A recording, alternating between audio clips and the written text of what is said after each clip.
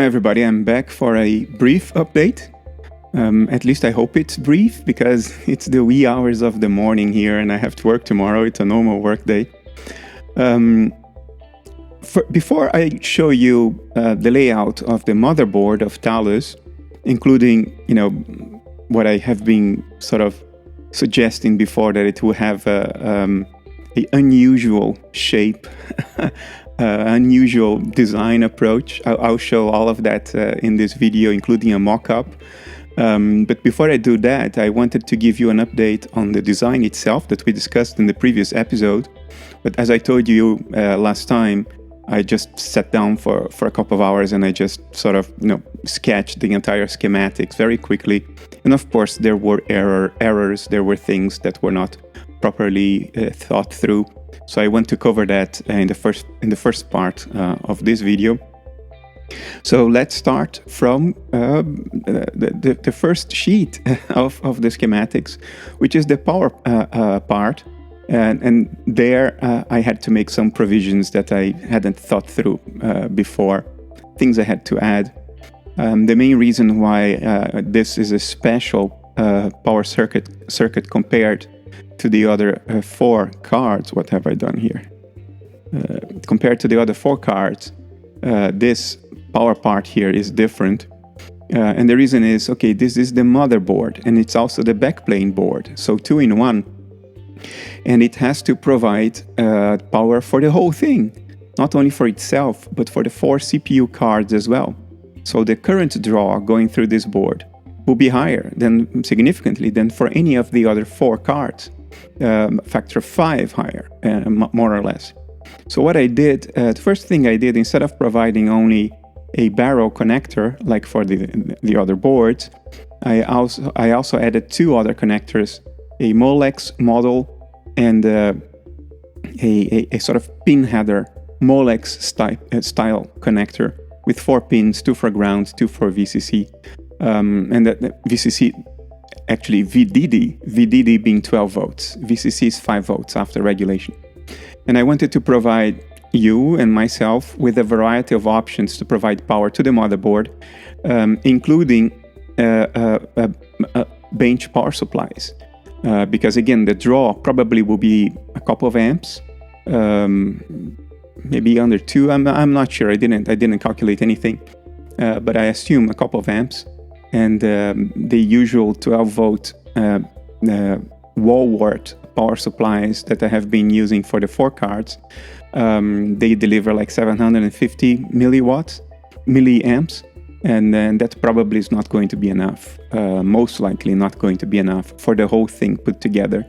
So I provided more options here. These are basically 3 different power connectors. That's all there is to it. I added a fuse because now power will come from the motherboard to itself in the 4 cards. So if there is anywhere to protect the whole thing, it's here. This is a resettable fuse, meaning it's not a glass fuse that blows and you have to replace it. It looks more like a ceramic capacitor, a very big one, but it's a fuse. And when the current is too high, in this case, when the current goes above 6 amps, then it stops conducting. But when the current goes down again and you let it cool off, it reconstitutes itself, it resets itself and starts conducting again. So that's the fuse I'm using there. Why 6 amps? The regulator or the DC to DC converter in each of the cards, that Traco Power 12450, can deliver up to 1 amp. I don't think that will be needed. My gut feeling is that the power consumption in each card will be well under half an amp, so 500 milliamps and less. But I have to calculate everything for the maximum. So 1 amp per board times 5, it's 5 amps. So this fuse here will conduct up to 6 amps, and then after that, it will begin to break down and it will stop conducting. This is a normal transient voltage suppression diode just to protect against overvoltage on the 12-volt line. This is all 12 volts here. Now this I added. What this does, I have to give you a background on that. There are lots of capacitors on Talos. Each card has about 10 100 microfarad capacitors. So if you add it all up, you get to 1.5 millifarad per card. So times 4, and then plus the motherboard. So there is a lot of capacitance.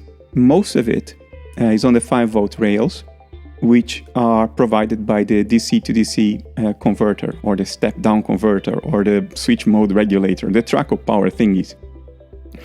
And those most likely have a protection against overcurrent. So when you turn on the system, the capacitors are discharged. So the first thing that happens is the capacitors need to charge, and that sucks in a lot of current.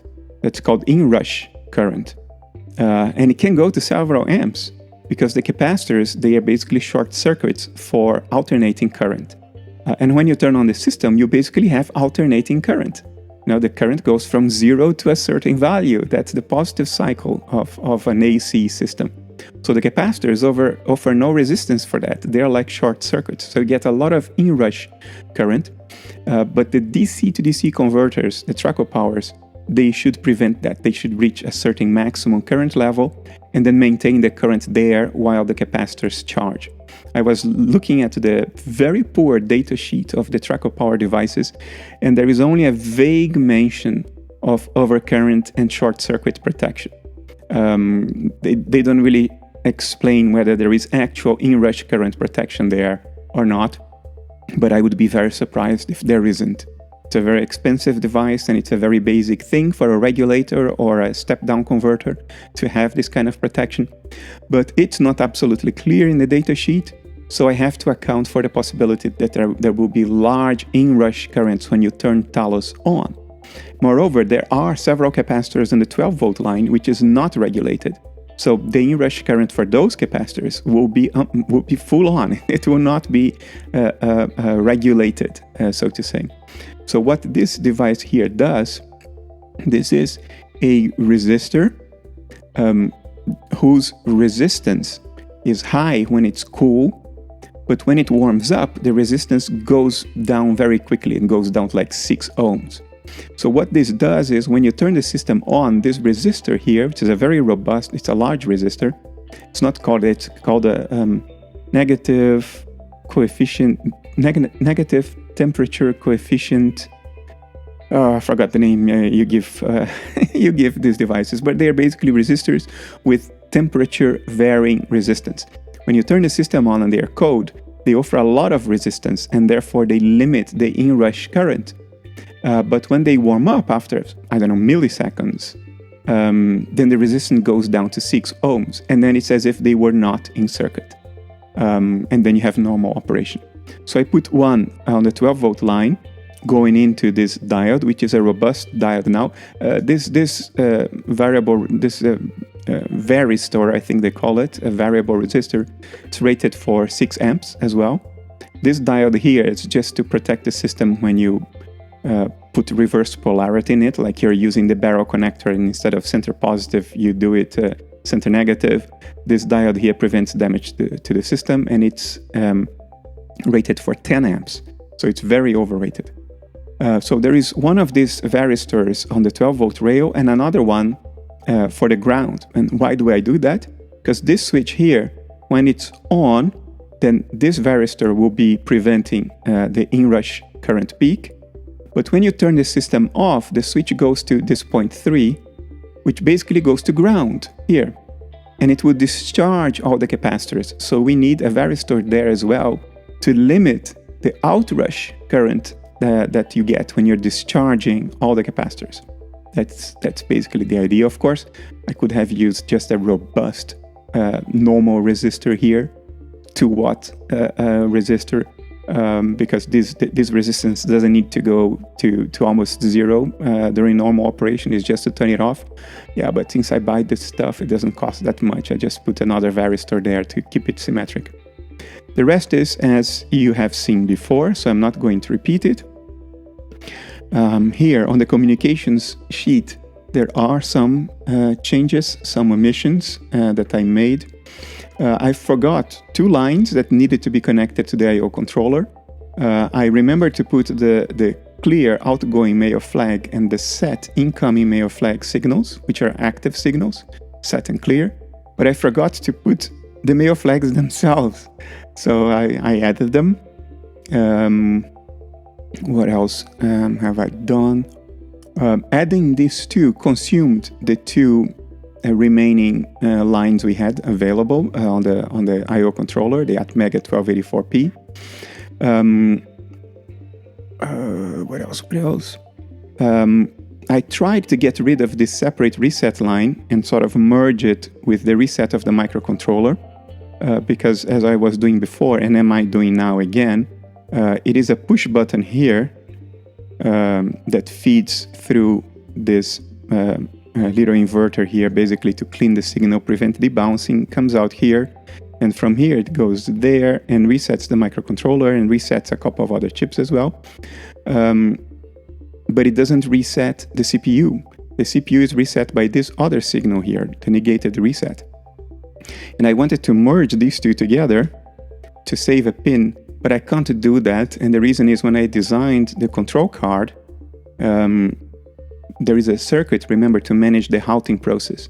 When the I/O controller asks the CPU to halt, the CPU cannot halt immediately. It may be in the middle of a memory access. So you can't stop that in the middle, otherwise you lose an instruction, you lose the data and it falls into a black hole and nothing works anymore. So there is a protocol for halting the CPU through a number of steps. And as part of that protocol, what prevents the CPU from accessing instruction memory is the reset signal. So if the I/O controller wants to access instruction memory, it needs to keep the CPU in a reset state, not in a halt state. And there was a reason for that. If you go back to previous episodes, you probably understand why I needed these two signals to be separate. I cannot use the halt signal to prevent access from instruction memory, while the halt protocol itself is taking steps to halt the CPU properly and cannot stop access to instruction memory during that process, which is the whole point. So I cannot use halt to tri-state access to the instruction memory. The only other option is to use reset. I don't have enough pins on the I/O controller to add a more sophisticated protocol in which the CPU acknowledges that it has halted. It would be nice if I could have done that, but there aren't enough pins. So I use reset for that. And that means that this reset here that goes to the CPU cannot be the same reset for the I/O controller.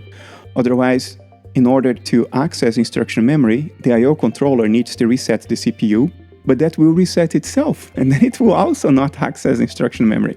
So I had to separate them, and as a result, all the pins are taken, and I don't have a pin for audio anymore, like I wanted to do. I think I added it last time. I had to remove it because there just aren't enough pins. And I added one other pin here that I didn't discuss last time, and it is this one here, the instruction memory read strobe. Last time I told you that there was no use case in which the I/O controller might want to read from instruction memory. It only needs to write to instruction memory. And the motivation for that was the typical microcontroller use case, in which from the Arduino IDE, you only write to the instruction memory of the microcontroller. You never read from it. But this is a mini computer, and it should be interactive. So of course, I mean, you might want to list the code that is in instruction memory and then iteratively modify it from your terminal. So you might want to read code from instruction memory. The I/O controller might want to read instruction memory as well, read and write. So I added the read strobe, which was not there before, and that really took over all the pins available. Everything else is roughly, it is the same. I may have forgotten a TVS diode here or there, the small little fine-tuning things. Here, the main changes are in this part here, these control signals.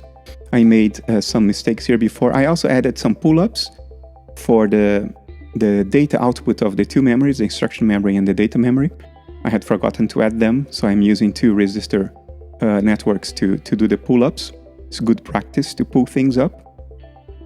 Now here I was using the halt signal to enable these two transceivers to allow the I/O controller to access the address bus of the instruction memory, and we call that bus PC because it also comes from the program counter. But that is incorrect, because the halt signal doesn't mean that the CPU has already halted. The halt signal is a request from the I/O controller to the CPU for the CPU to halt. Once that request is received, as we discussed in previous episodes, there is a dedicated circuit that goes through the halting steps. So we don't lose anything, we don't stop a memory access in the middle of it. So nothing falls into a black hole. So the CPU is not halted until those steps are taken. And what is then the sign we have that the CPU has finally safely halted as far as the instruction memory is concerned? It's when the program counter output enable, which puts the contents of the program counter register in the address bus of the instruction memory, when that one is not enabling the program counter, now we know it's safe. Now, program counter output enable, that comes from the backplane. Here it is, program counter output enable. It's a signal shared between the address logic card and the control card. When this signal is low, this signal is active high. It gets inverted by the address card, but the address logic card, but that's internal. The signal coming from the CPU is active high. That means that when program counter output enable is 1, the CPU is accessing instruction memory. And therefore, these transceivers should be tri-stated to prevent a bus conflict. So when this signal is 1, the output enables of these transceivers, which are active low, will be disabled. The transceivers will be tri-stated, and the CPU will own the address bus of the instruction memory as it should. But when PCOE goes low, now these two transceivers will be enabled, and the address bus of the instruction memory, which we call PC, will be driven by the I/O controller and not by the CPU. So that's one of the changes. This is the same. Another change is here. It's the same rationale for the address bus of the data memory, which is given here, external address bus. If it's driven by these signals here on top, it's being driven by the I/O controller, these signals here. If not, then it's being driven by the CPU. How do we know if the CPU is using the external address bus or not, given that the halt signal is just a request to halt and not evidence that the CPU has already halted? Well, we need to produce a new signal, which is calculated here by this little extra OR gate chip. The rationale is as follows. There are these two signals that come from the control card, the address register 2 output enable and the address register 1 output enable. They are active high. So if any one of them is high, the CPU is accessing the data memory, and the I/O controller should still wait. But both can go low or inactive during normal CPU processing. The CPU might be doing an ALU operation, for instance, and not accessing data memory. So to check that they both are 0 is not enough. We have to check that the I/O controller has requested the halt. And that's the HLT and HLT signal. This is active low. So what we want is to wait for this signal here to be 0. The CPU has requested, the I/O controller has requested the CPU to halt. This signal is 0. And then we have to wait for these two other signals to then go to 0 as well, because that is the evidence that the CPU has halted after the request to halt has come in. So we need all three to be 0. For this signal here to be 0, and this signal is active low, that's why the hash. So what do? We just OR these three signals together. If any one of them is 1, then the output will be 1. This output will be 1, and therefore this, which is the same signal, will be 1, and these two transceivers will be tri-stated. That means that the CPU still has access to the data memory. But when this signal is 0, it means that there is a request to halt coming from the I/O controller, and the address registers of the CPU are now tri-stated. Now we can engage these transceivers here, and the I/O controller can get access to the external address bus of the data memory. That's basically it. Everything else is the same you've seen before, with the only difference that I have added here now the possibility for the I/O controller to read from instruction memory as well. So this is the data output from the instruction memory. And when IRD or instruction read strobe, when that one is active, then the output of the instruction memory goes to the port A of the microcontroller, which is this here, the PA bits, which are, oops, what have I done? Which are these bits here. All right, now on the memory page, there are some differences as well, because now I'm also allowing the I/O controller to read from instruction memory. We have to manage those signals similarly to what we had done for the data memory. So this is these two here are in addition. The result of this calculation goes into the output enable of the instruction memories. It's the same thing that we had done for the data write of the data memories, except now that we use the negated PC output enable. PC output enable is active high. So when we negated it, it becomes active low. If it's active low, it means the CPU is trying to read the instruction memory, and therefore the output of this AND, this is an AND gate, the output of this AND will be low, and therefore output enable will be engaged, and the CPU can access instruction memory for reading. That's one condition. The other condition is when the I/O controller pulses this strobe low, and it's active low, then it gains access to the instruction memories to read as well. Now, there is one other change, which are these two signals here and this part down here. The data that comes from the external data bus, and that's the equivalent of this for the instruction memory. The output of the instruction memory is here. This is the output of the data memory. Remember, Talos has separate instruction and data memories. This is the output of the data memory. There are two situations in which we may want to access the data memory. One, the CPU wants to access it. Two, the I/O controller wants to access it. So we have to manage for both of them. Now, whenever the CPU activates either the write or the read strobes, it means the CPU is trying to access the data memory. We already discussed how the I/O controller accesses the data memory. It's this part here. So that we already discussed. So now we are dealing with the CPU accessing the data memory. Whenever one of these two strobes is active or zero, the output of this AND will be zero, which is active because it goes into the active low output enable of this transceiver. Let me just adjust this again. So whenever the CPU is accessing data memory either for reading or for writing, if one of these two is zero, or both of them is not possible. When one of these two is zero, this will be zero, and therefore this transceiver will be active. And what does the transceiver does? It connects the external data bus to these signals here on the top, and these signals are the output, the data output of the data memories. They are here on both sides. So whenever the CPU is trying to access the data memory either for reading or for writing, this transceiver will connect the data output of the data memories to the external data bus that the CPU has access to. But now we need to define the direction. In the other cases, the direction is always the same. But in this case, the CPU may read or write.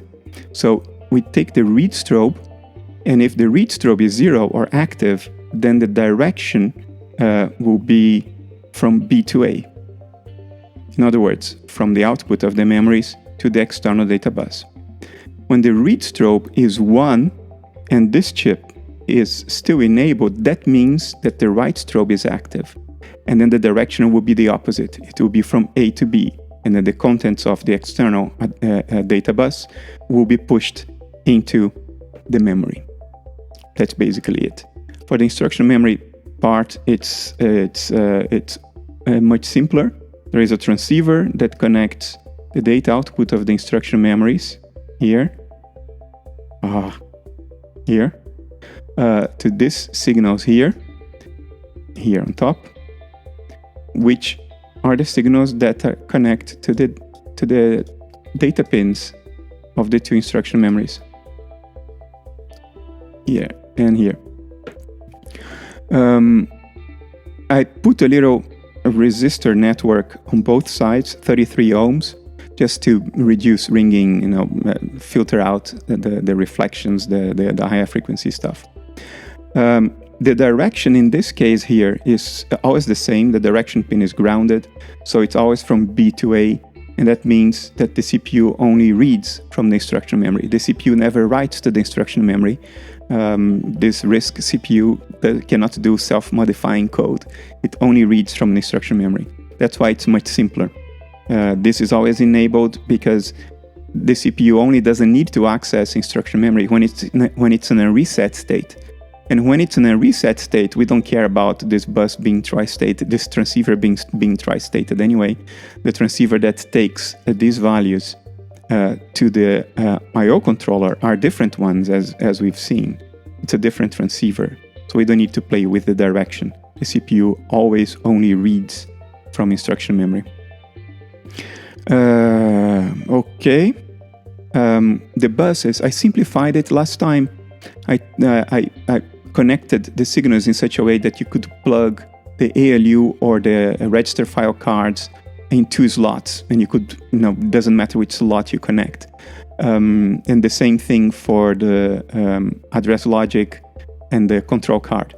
I decided that the flexibility that gives us is meaningless. The CPU will not run unless you have all 4 cards connected, so that you can swap 2 cards around.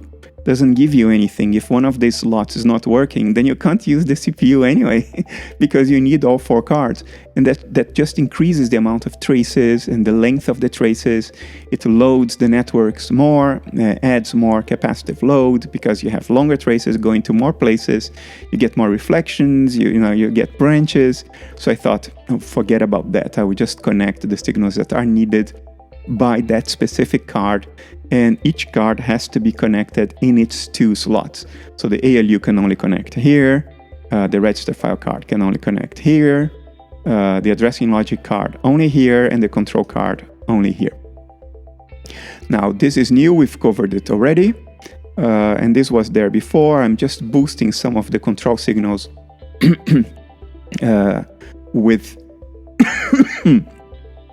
with this buffer chip before they go into all the impedance mismatches of the backplane connectors. So I'm just giving them a boost and adding a little 33 ohm resistor to reduce some of the reflections. Once they go into the backplane connector, they can be distributed across different cards over long distances, so it's important to boost them. We have to pay attention to the maximum number of loads that you can connect to any individual output pin of any chip.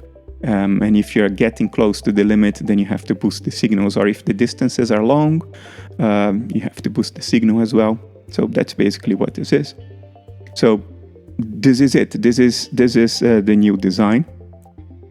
I'm now going to share with you a little preliminary discussion of how I'm planning to lay out the whole thing, what the looks of the complete Talos will be like, and why I'm doing things this way.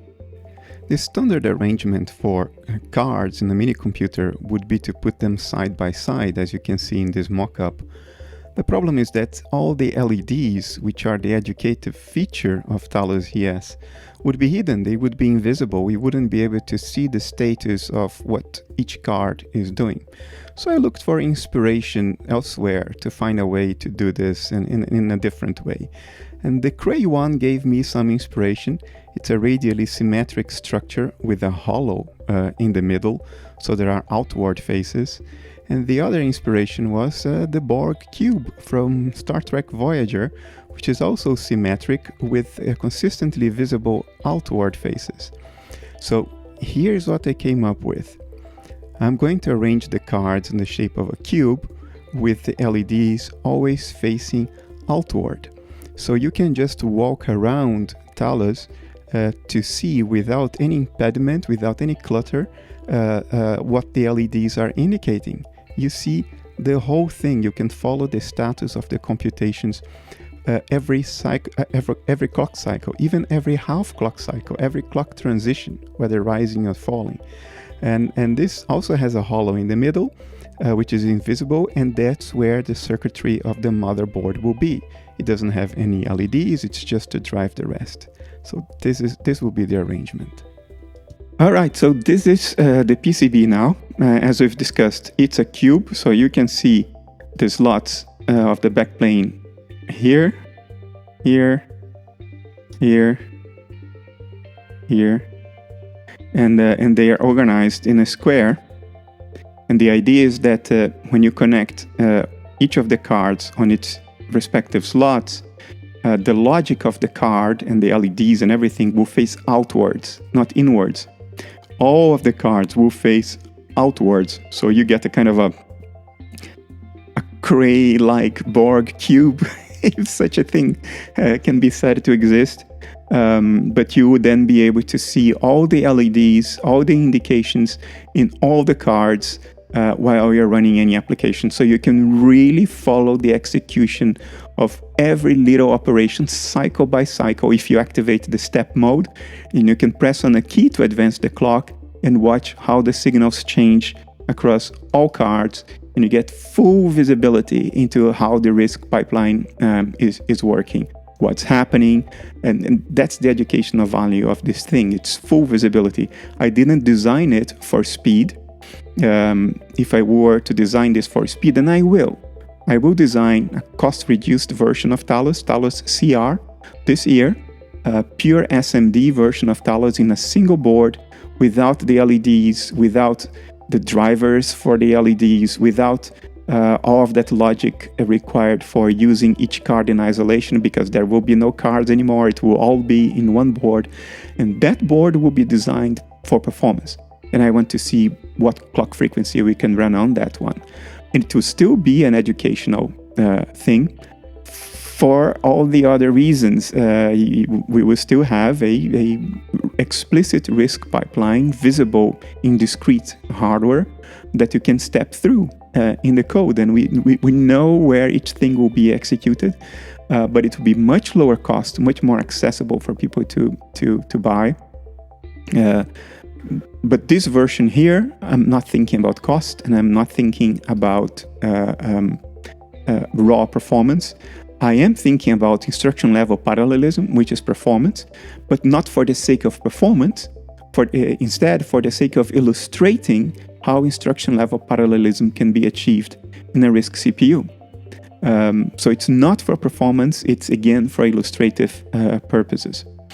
I don't know what the clock speed will be that we can run it at, but I don't anticipate it will be large, because there are long traces, a lot of gate propagation delays. There's a lot of logic, a lot of different buffers, a lot of multiplexing going on with tri-state buffers in order to enable usage of the cards and isolation and display everything in LEDs and all that stuff. So it will not be high performance, but everything will be visible. And the main circuit of the motherboard, maybe I will take away the copper area. I don't know whether it's more visible like this. The main part of the logic is here in the middle, so it will be inside the cube. You can only see it from the top. There are no LEDs in it, because this is not for educative purposes. This is just the I/O control.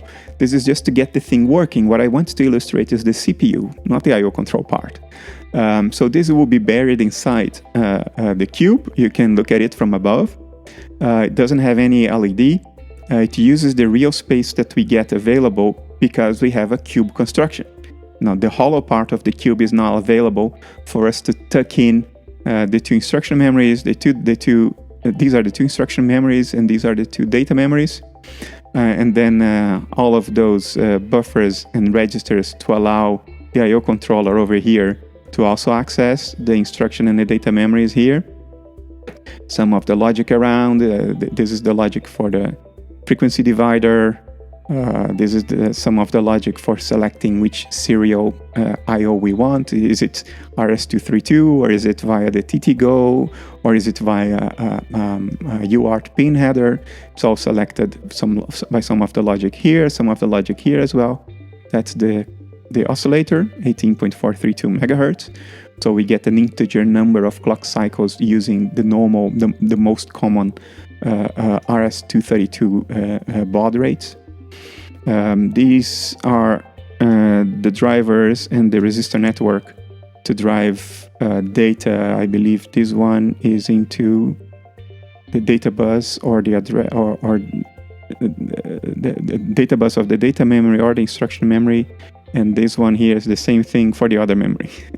These three over here, and there is the switch here to allow us to change the frequency of the frequency divider to stretch the clock or not. And this is the I/O part here on the side, the I/O and the power supply. Power supply is here on top. I made a lot of space for the safety diode and the LDO that produces the 3.3 volt rail, because I don't know what people will load. This is the pin header where you can connect the TTGO, and 3.3 volt is provided there. You never know what people are going to load in there. So I made sure that there is a lot of space around the LDO so we can put a heatsink on it. The same thing for the safety diode, D2, which can pass up to 10 amps, but it will be a lot less than that. But there is space here to put a heatsink on it as well. Yeah, it's basically the implementation of what you have already seen. This has gone to the manufacturers already. I can show you a photo view of the board itself. I increase it a little bit to avoid some artifacts that we get when it's too compressed. So this is the board, the front side. The bottom side has a tighter pitch, but even here, the distance between two traces is higher than the thickness of the traces themselves. And if the traces are a hundredth of an inch, or 0.254 millimeters, then if the space between them is more than the 0.254 millimeters, for a low-speed design, you're okay. If you can do more, it's better, but I needed to cram some stuff here, so I kept it relatively squeezed together like this. Again, this will not be a high-speed design. It's made for visibility, not for high clock speed. And this is the 3D visualization. I didn't bother to load all the 3D models for all the components. I just didn't bother doing that like I did for Cerberus 2100, because for Cerberus 2100 we are still a couple of months away from having the real board.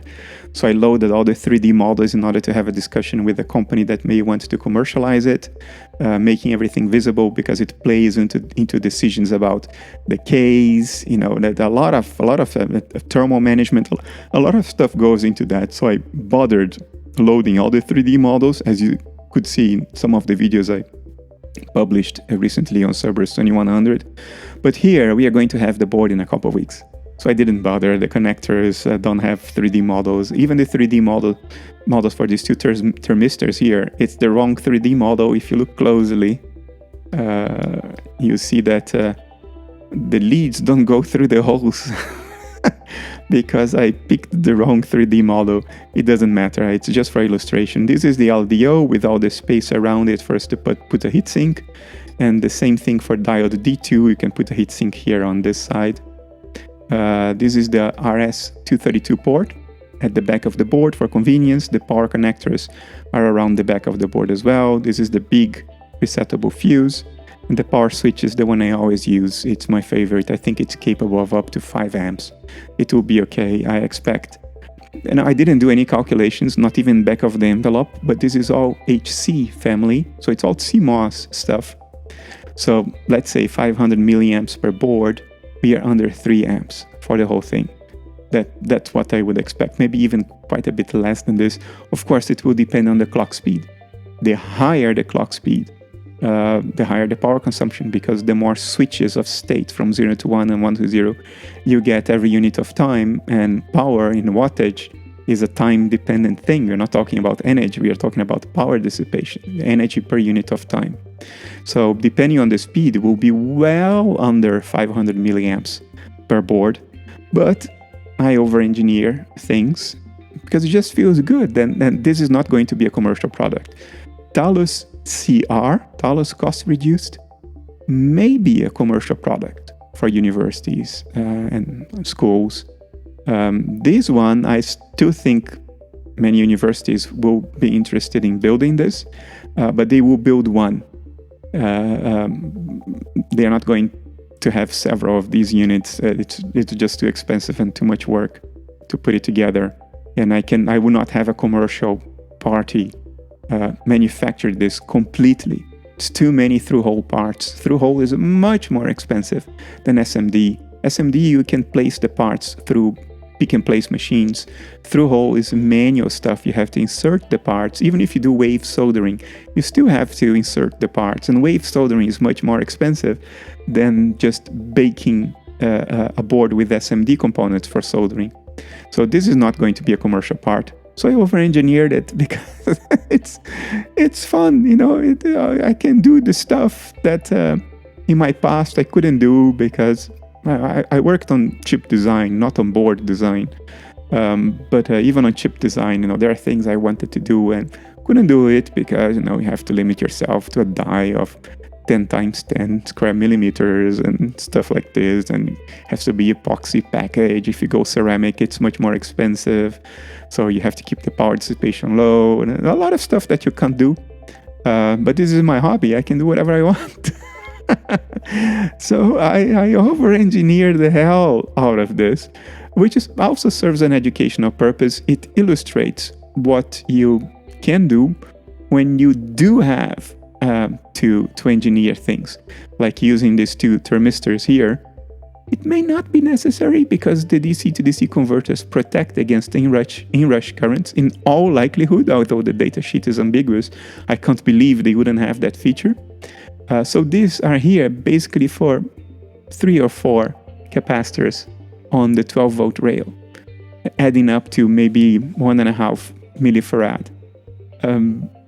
Will it blow the traces, these 2 millimeter traces here, because you're charging up 1.5 millifarad with inrush currents? No. Nor will this thing be used daily with on and off cycles all the time, which then may start compromising the quality of the trace because of the high inrush currents. But that's not going to be the use case for this. So you probably don't need this, but I put it in there to illustrate, well, if you would need it, that's how you would go about it. So I give myself this excuse for over-engineering things that it illustrates. It has an educational purpose. This space here is for you to connect a micro SD card adapter horizontally, almost flush against the board, or you can connect it sideways here. So I did that for Cerberus 2080 as well. So I offer these options here. There is a header for an SPI header, just like there is a UART header here. This is the UART header. So you can connect all kinds of things here, so long as they talk UART protocol or SPI protocol. There are all kinds of options for I/O here. But the I/O is always a terminal. Talos does not produce its own video, and now does not produce even its own sound, because I didn't have enough pins on the I/O controller. But that's okay. The mini computers of old didn't produce sound either. They had professional applications. It was not about anything being cute. It was about mathematical computations or business computations, database computations. So there was nothing to beautify them. Oh, there is one thing I wanted to discuss briefly with you. Here, if we go back to the board, you will notice that there is a ring here for distributing the 12-volt rail. The rail is a ring. Normally, this is a bad idea. You don't want to close any loop with any given signal because it becomes a resonator. It has a certain natural frequency of oscillation, and if you have an oscillation around that frequency, it resonates and it builds up instead of dissipating. And that can create, some standing wave modes in this loop that may be bad. So why did I do this? Knowing full well that normally this is a bad idea. I just wanted to make absolutely sure that all the cards would be fed with sufficient current from the 12-volt rail. They will, because their power consumption will be minimal. And then there is still a DC to DC step-down converter that brings 12 volts to 5 volts. So the current that will be in the card, circulating in the card, will be lower than the current that goes into the card, because the current that goes into the card goes in at 12 volts, while the current inside the card is flowing at 5 volts. What matters is power. It's voltage times current. So if the voltage is higher, the current is lower. So all of this is over-engineering, but my thinking was, you know what? I'm going to put it in a ring to make sure that there are plenty of pathways for the power to get to the cards. This ring is on 2 layers. It's on the top layer and also on the bottom layer. So it's over-engineered all over the place. And then to try to avoid some of these standing wave modes, some of these resonating modes, I put 4 little bypass capacitors, ceramic, 1 microfarad on the 4 corners. And the idea is that this will short the 12-volt rail to ground for certain frequencies. And the 1 microfarad should be around the frequencies that might resonate in here. I didn't actually calculate it. It's just, finger in the air, just intuition. If the frequency that resonates here is higher, then it's not a problem because the fluctuations of the 12-volt line will not reach that frequency. So we don't need to take care of it.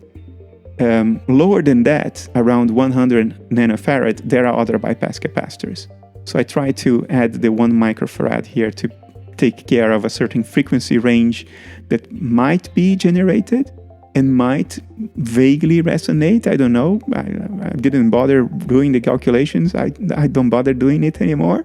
It's a hobby. It's no longer work. I don't like the math. I actually like, but I didn't bother doing this. So that's the reason.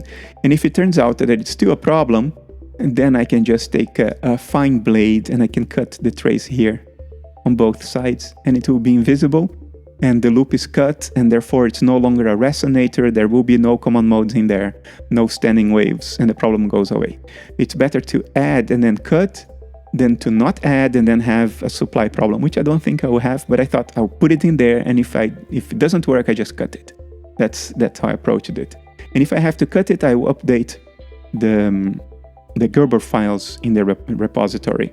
So if you make them, you will not need to put a cut in them. You already get everything updated. For me, this is just a prototype, and in the prototype, it's better to add and then later remove than to not have it there while you are using the prototype. Speaking of updating the Gerber files, and that's the last point of this video, and then I will go to bed. When I started the Talos project, I was aiming for making the cards in only 2 layers. 2-layer boards are terrible, but I thought, no, it's cheaper, and now it's consistent with the old style of mini computers. They were made with 2-layer boards as well, and I could get away with it for the ALU card and the register file card. But in the addressing logic card and then in the control card, I couldn't. I had to go to 4 layers, having a power and a ground plane sandwiched in between the 2 signal layers. And this card has 4 layers as well. I also have an inner 1 and an inner 2. If I show the copper areas again, you can see the layers there. That's ground, and in the inner one, I have VCC, and the top is ground filled, and the bottom is VCC filled, I think, or the other way around. I don't remember. So now we have 3 boards that have 4 layers, and only the first 2 had 2 layers. And a 2-layer board is lower performance. I had to do some tricks to distribute power everywhere through the copper fill. Had to do some shunts in order to bridge copper areas together. And it's inelegant now. So what I did, I revised the Gerber files and the design of those two early boards. I moved them and upgraded them to 4 layers. In the case of the ALU card, I also added a 33 ohm resistor bridge that I had forgotten for the ALU flags. I had forgotten to add the 33 ohm resistors before the flags go to the backplane. That avoids some of the ringing and reflections. I had forgotten to add it. I've added it now, and I updated the design and manufacturing files in the GitHub repository with the upgraded ALU and register file cards. I have not tested them. I didn't respin them because the cards I have apparently work.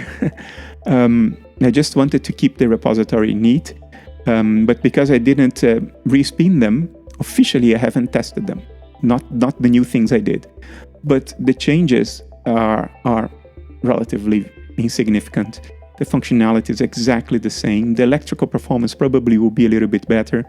And even without testing by making the board, this tooling allows you to check DRC. You can go here to Design Manager and check for DRC errors, for instance. You run a DRC check, and it tells you whether any design rule is being violated. So I run a DRC check for the new design of the ALU and register file cards, and they are both DRC clean. All the nets are connected, which you can see here. The tool gives you that as well. So I took the chances and I uploaded the new designs, the new versions to the GitHub repository. See 0 DRC errors. That's what we want to see. And we want to see all the nets routed. So 325 out of 325. That's what we want to see. So I did both of these things for the new design. So even though I didn't make the new board, they should work and they should be better than the original. All the disclaimers are applicable. If you are having these boards made yourself, it's your own risk. I don't offer any guarantees. I do the best I can. I think they will all work, but I do not offer any guarantees. So that's the last update. This board has gone to PCBWay for manufacturing. I should get it, I think, in 2 weeks. And then I'll find time to populate it and start testing them first in isolation to see that everything here works. And then I'll start populating the cards and writing the firmware, which will be a sort of bare bones assembler to allow us to write some applications for this. So stay tuned. In a couple of weeks, 2 or 3 weeks, I should be back with more news. In the meantime, take care and I'll see you soon.